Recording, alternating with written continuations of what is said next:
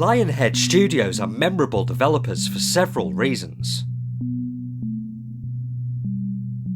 Founded as an offshoot from Peter Molyneux's celebrated Bullfrog Productions, Lionhead was originally intended to be creatively liberating. EA had acquired Bullfrog in 1995, which Molyneux considered increasingly difficult to work with, so his next venture felt promising and exciting. But, over 19 years of operation, only 8 of their games saw public release, and 5 of those belonged to the Fable series.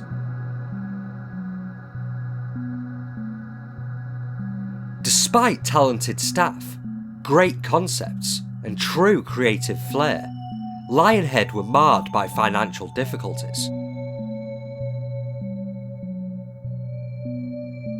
That led to their eventual buyout by Microsoft in 2006, and the critical reception of Fable, their main property, began to wane.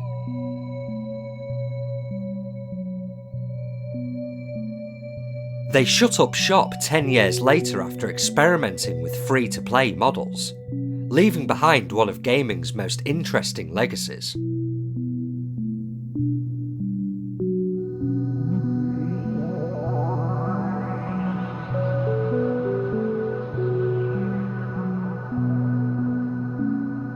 In the beginning, their potential was formidable. It seemed to recapture the magic that fueled so many classic Bullfrog titles, like Dungeon Keeper and Populous.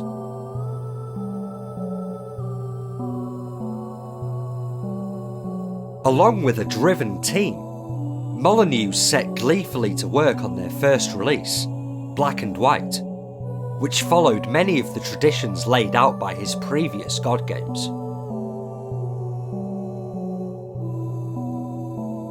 The presence of Russell Shaw as Lionhead's official head of music only added to that somewhat nostalgic quality, since he was key to the sound of Bullfrog Productions through the 90s.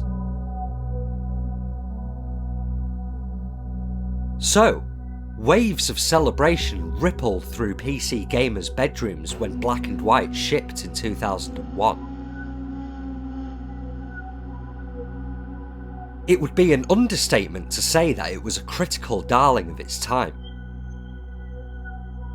Universally, it was considered a must-have game for its visuals, imaginative gameplay, and the integration of a creature that dynamically responds to your actions. I'm Lee Tyrrell, and this is the Sound Test, where I look in depth into video game audio and music, along with the very people who crafted it. For this episode, I spoke to the multi-talented Russell Shaw about Black and White, a release that occupies an interesting space in both his career and VGM in general. This is the second part of a Lionhead double bill, and a far shorter bonus episode in the overall series. The main episode of this two-parter, which examines the sound of the whole Fable series, again with Russell, is also available wherever you might be listening to this. At the helm of Fable's audio, Russell commanded full, physical orchestras. Before that, when working for Bullfrog, his output was almost exclusively synthesized for sound cards and chips. Black and White came somewhere in the middle of that transition, sitting comfortably in an established era of CD audio. The limited waveforms and samples that dominated VGM beforehand were suddenly antiquated, but most composers like Russell were left without resources like orchestras until more ambitious projects. Importantly, music was quickly gaining the respect it always deserved from developers. Rather than an afterthought, game soundtracks and their creators became more essential to the process. So how did such changes affect veterans like Russell? By that time, I was on the conceptual stage, which, I'm there at the very, very beginning, working with the game designers, working out part of the game design, how the whole game is going to fit together, and to be involved with that, it lends itself to making a better soundtrack at the end of the day, I think, and a better sound design, because the bolt-on sort of aspect of audio from the past, where you were just the sound guy at the end of the project, that doesn't really lend itself to doing cool things with audio, because A, it's rushed, and B, much of the game design is done, so you can't really influence anything from an audio point of view. And so I found that the earlier I was working on a game, the more I inspired the game designers to do stuff which would work in tandem with some of the ideas I had with audio.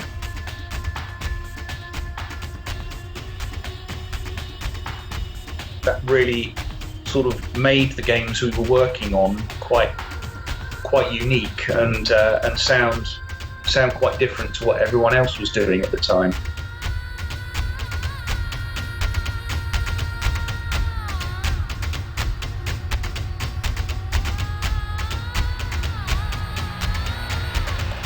Though there are some notable exceptions, game soundtracks of the early and mid-90s were usually overlaid in the final stage of production.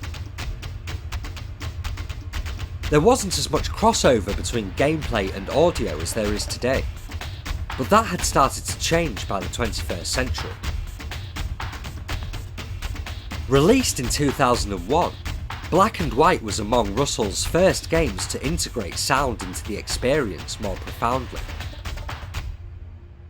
In essence, the game casts you as a largely unseen deity, where you're given free rein with good and evil actions to influence the world's inhabitants.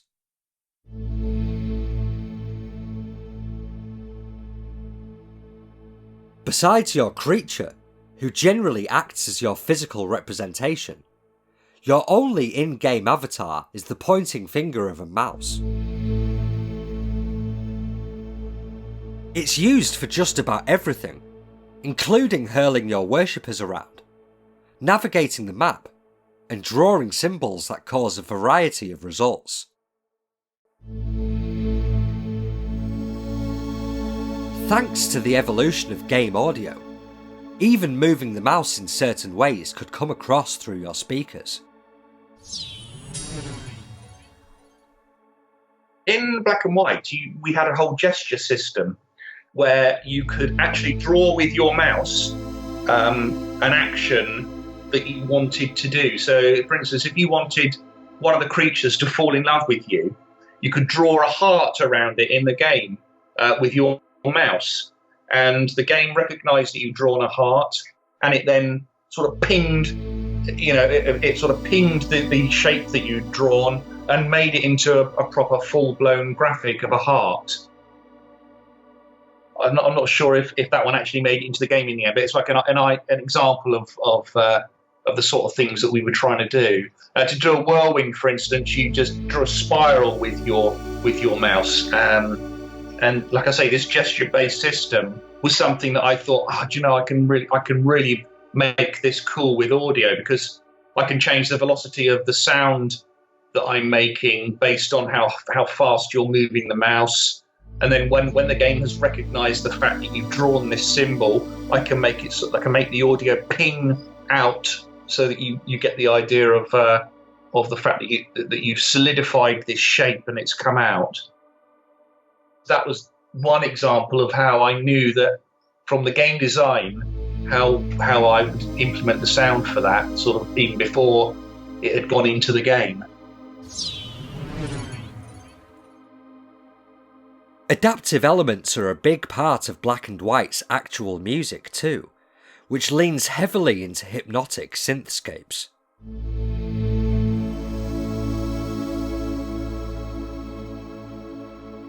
Gameplay is usually scored by soft electronic movements, with cultural embellishments added on top depending on any tribe you might be hovering over.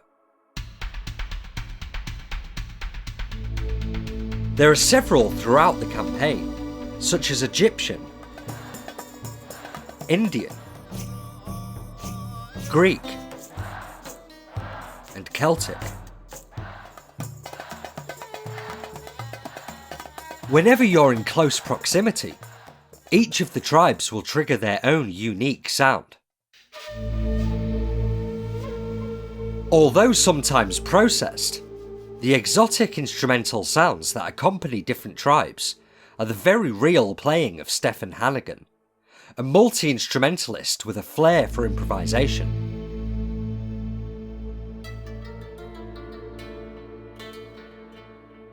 It's a satisfying feature, and a seemingly natural extension of elements Russell included in games like Theme Park. So how did it build on earlier experiments with interactive mixing?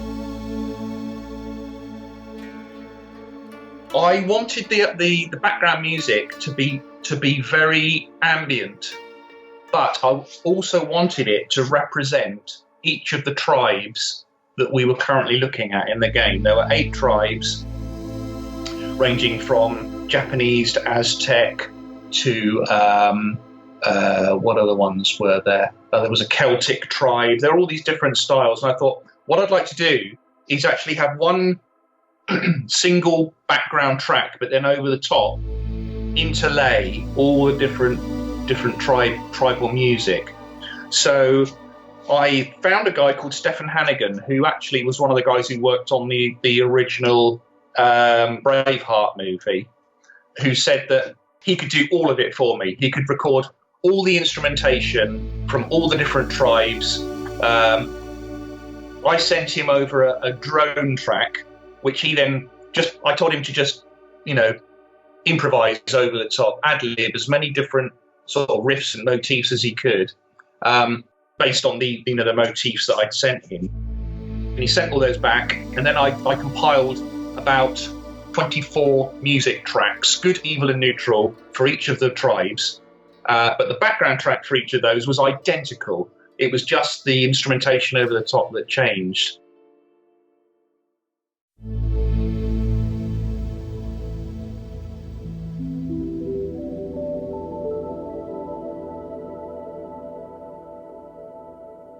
What I did in game was because I was a coder back then as well, I coded a system where I could change the music from one of the tracks to another seamlessly without you noticing that the background track had changed.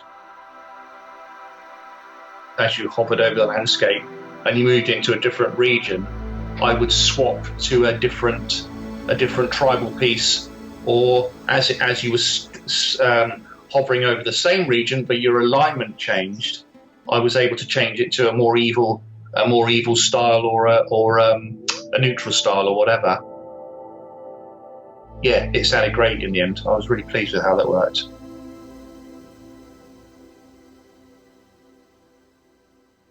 Three main pieces, each tied to your alignment, create the predominant sound of Black and White, but they're joined on the OST by multiple shorter tracks meant for specific events and characters.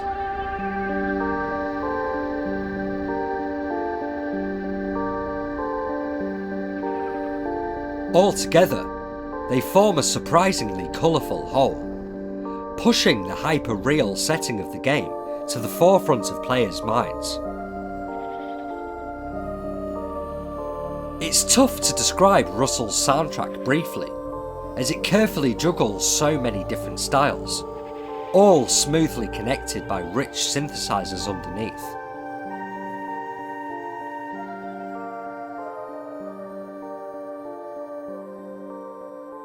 There's so many aspects to the game, like you say, there's and it's really weird and an offset type of world where you don't quite know what's going on, with huge creatures walking around, and one minute you're looking at a hermit living up in the mountains in a shack, next minute you're looking at some sort of ogre asking you to do stuff. You've got You've got your good and your evil conscience sort of pinging onto the screen every now and again.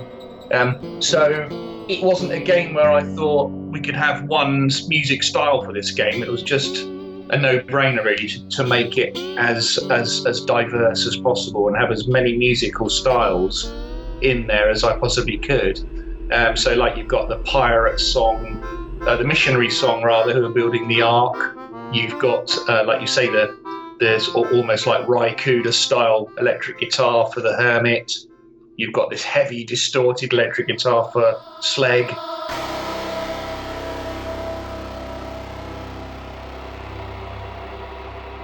You've got sort of a very ambient style, almost Ortega style music for some of the soundtrack, orchestral for other parts as well. So I wanted it to sound as varied as possible.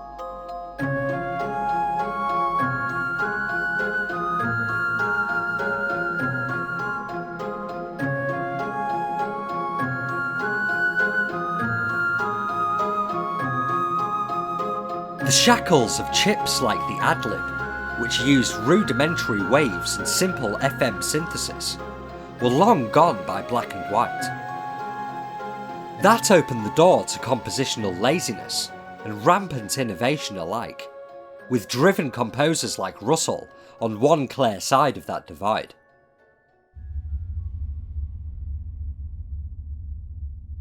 The varied sound of Black and White is one example of that, effortlessly shifting from ghostly, distant pipes to pounding rhythms, and on through a continuing list of different palettes. With that many genres and feelings on the table, what did Russell use to produce it all?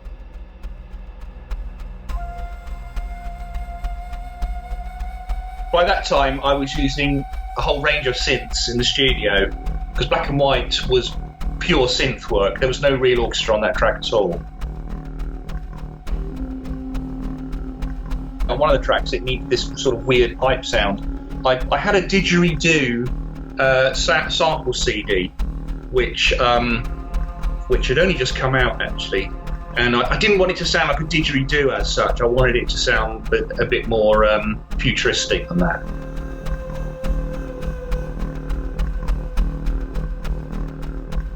Took a few of the samples of the didgeridoo and I put them into one of the synths I had. I'm not sure which one it was now. I think it might have been a Waldorf Wave or something like that. I put the sound in and I mixed it in with the sound of real pipes, and the sound that we got out of it, or the sound that I got out of it, was amazing. It sounded really, really cool.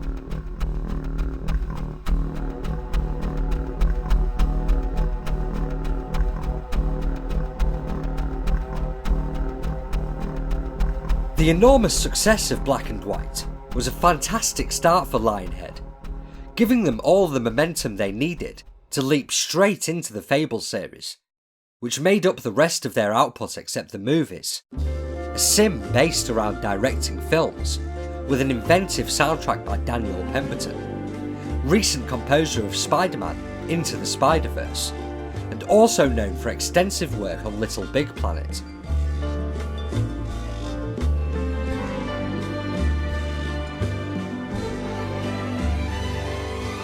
Black and White itself got a sequel in 2005, but its music was handled by Craig Beattie, who usually takes roles in sound design.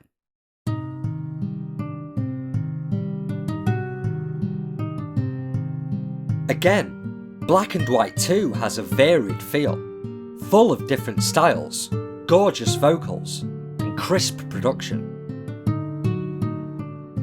But Fable took over Lionhead as their predominant focus, and we wouldn't see another God game from Molyneux until 2014's Godos, a 22 cans release.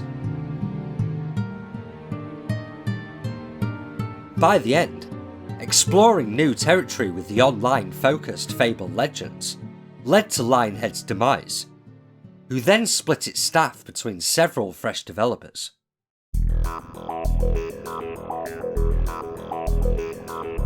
In his role as the company's head of music, Russell was given the perfect projects to advance his already formidable skills.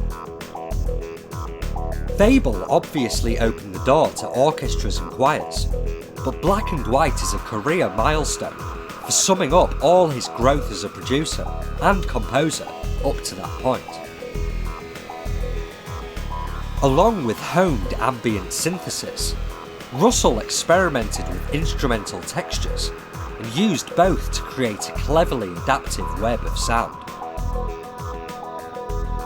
Come 2001, game composers were no longer a necessary afterthought. They became integral to the process from a title's first conception, and thankfully, it's a trend that continues today.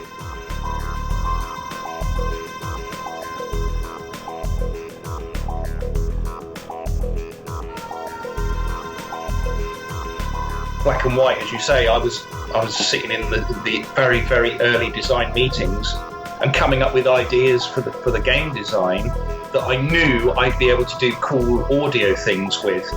And if I hadn't have been there at that time, you know, A, those ideas might have never made it into the game, and B, they may have sounded completely different.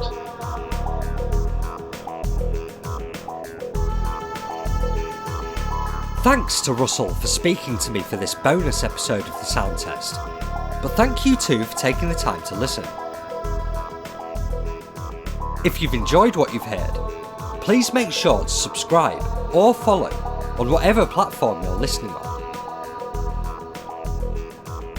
Don't forget that the first episode of this Lionhead double bill, concentrating on Fable, is also available now, providing much more insight on the studio's audio. Otherwise, there will be a new episode each week, with next week's launching into the nearly infinite universe of No Man's Sky. Along with veteran sound designer Paul Weir, I'll be joined by 65 Days of Static founding member Paul Walensky. Together, we'll be taking a look at the challenges that come with procedural music, and how they achieved a constantly dynamic blanket of sound. All my Patreon supporters gain early access to that edition, no matter how much they pledge. So head on over to patreon.com/_secret cave if you'd like to show your support and hear next week's episode right now. Of course, this doesn't apply if you're already a patron and hearing this episode in advance.